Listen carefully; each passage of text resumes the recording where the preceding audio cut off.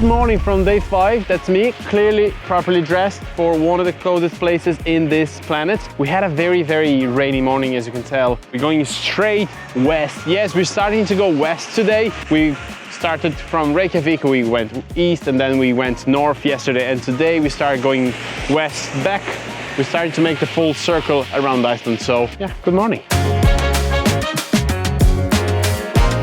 This is episode 5 of my journey photographing across Iceland. If this is your first time here, make sure to subscribe and let me know what you think in the comments. Now, let's head to our first stop of the day, the Stuðlagil Canyon. Got to the canyon, but unfortunately we came to the wrong car park. So obviously the canyon has a river that crosses it. We are on the side that's not very interesting off the canyon. To actually see it, we're gonna have to drive back. And also started raining, so I was just gonna fly the drone.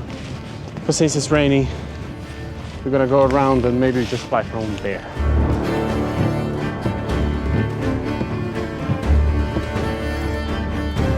And we made the side that we wanted to be in the first place. So that's where we were, that on the viewpoint. Hello for the second time in 5-6 days. The one thing is, every single picture of this place that I've seen on the internet, this water is dead blue. Blue. And I got here and it looks like cement. But I don't care, the place looks amazing. All the way to get here is full of hexagonal pillars, columns, whatever they're called. Because of the heavy rain in the days before, the water level was unusually high and much darker than I expected. When the river is low, you can explore the canyon floor and even use a person to show the true scale of the basalt columns. This time, that wasn't possible. Something to come back for. Instead, this became the perfect place to focus on details, textures, patterns, and the subtle color variation in the columns.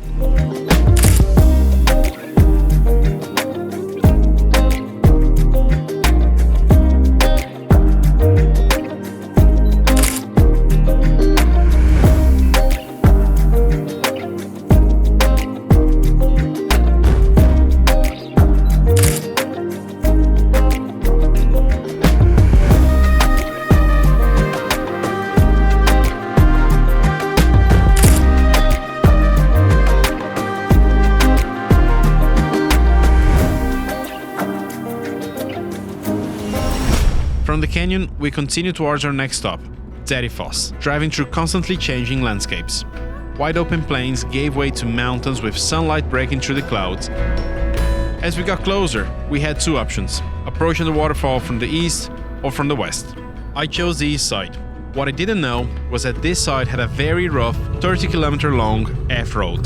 This definitely consumed more time than I had planned.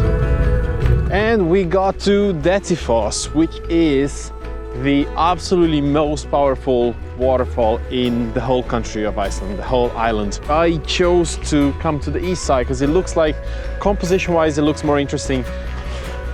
The sun is there, so I might be able to fit it in by being on this side. And now that I just got here, I figured out that we need to do a hike. The hike itself was short and easy, and we could hear the waterfall long before we could see it. With the sun already low in the afternoon, being on the east side turned out to be the right call. The light cut through the mist created by the falls, and the result was absolutely incredible.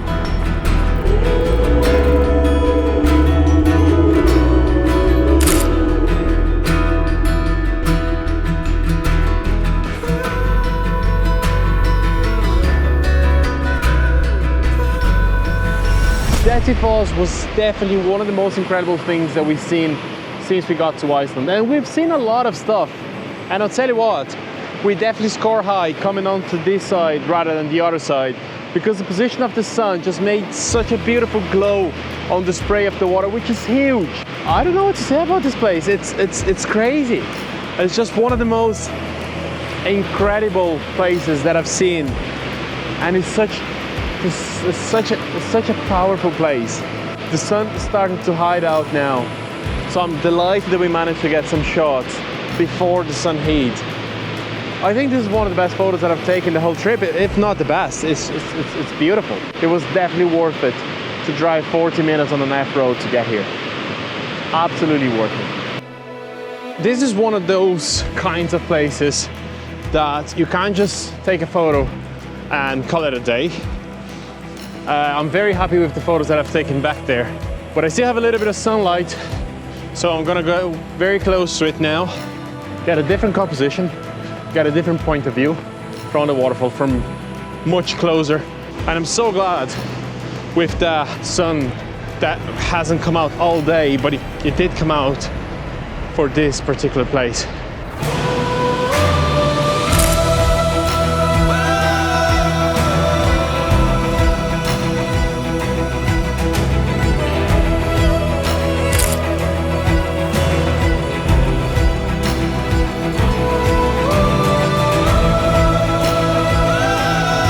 Honestly, Dettifoss was such a incredible experience in different ways.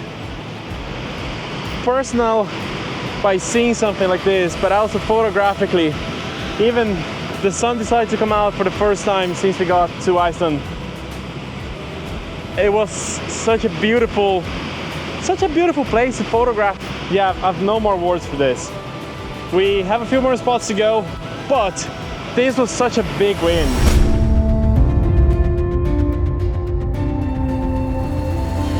And so we made to Hverir, I don't know how to pronounce these names, which is the geothermal camp. And this was kind of a roller coaster for me, because I was told this morning that this wasn't really worth it. That this wasn't like a really cool place.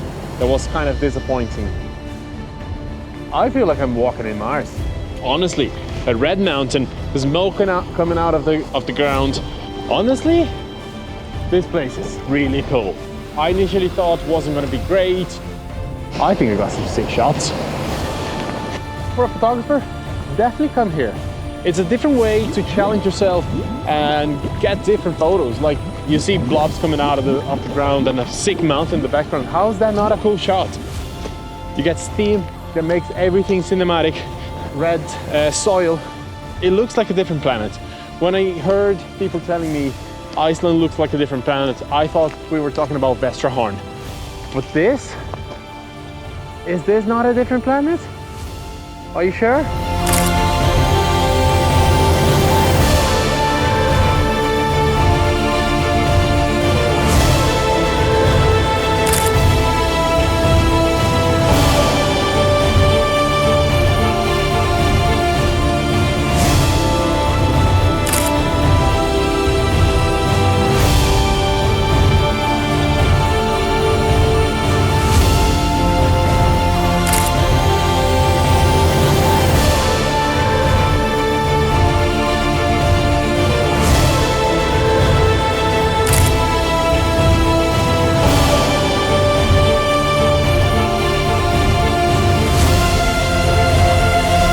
Just before leaving, as I prepared to fly the drone, I dropped one of the controller joysticks under the wooden platform. It's only a small and inexpensive piece of gear, but without it, flying the drone for the rest of the trip wouldn't be an option. So there was only one thing to do: recover it.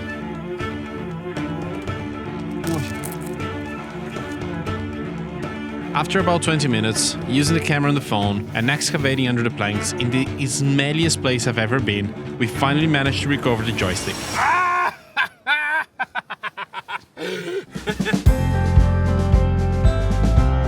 My jacket still smells like rotten eggs.